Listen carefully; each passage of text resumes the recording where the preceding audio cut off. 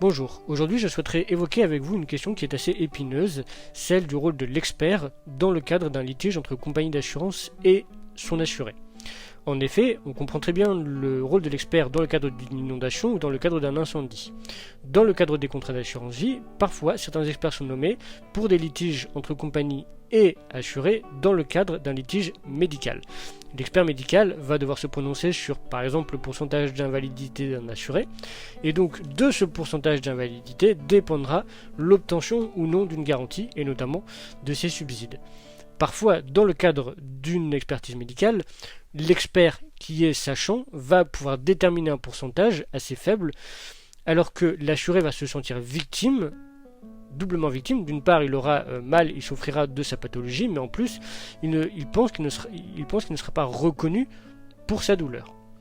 Le deuxième point évoqué par le rapport du médiateur, c'est que quand il y a un litige entre compagnie d'assurance et assuré, 3 experts sont nommés. Le premier qui va être indépendant mais nommé par la compagnie d'assurance, le deuxième qui va être indépendant mais nommé par l'assuré, et le troisième qui va essayer de faire le pont et planche entre les deux experts.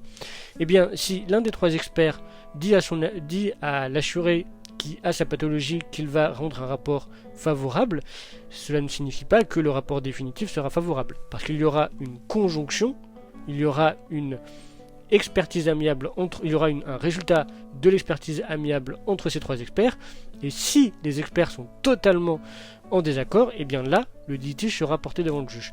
Mais en tout cas, dans le cadre amiable, ce qui est le cadre de la médiation de l'assurance, eh bien, les 3 experts vont devoir rendre un avis consensuel, et parfois l'avis initial, qui penche plutôt en faveur d'un pourcentage d'indemnisation en faveur de l'assuré, peut être in fine un pourcentage qui est légèrement en dessous et donc qui ne permet pas à l'assuré d'avoir droit à sa garantie. Donc c'est vrai que le rôle de l'expert est assez mal compris, et parfois quand l'assuré n'a pas droit, il peut avoir un ressenti qui peut être légitime mais qui n'est pas entre guillemets juste. Voilà, c'est une question assez épineuse que je souhaitais aborder. Je pense que je l'aborderai dans d'autres vidéos parce que c'est une question assez intéressante. Tout simplement.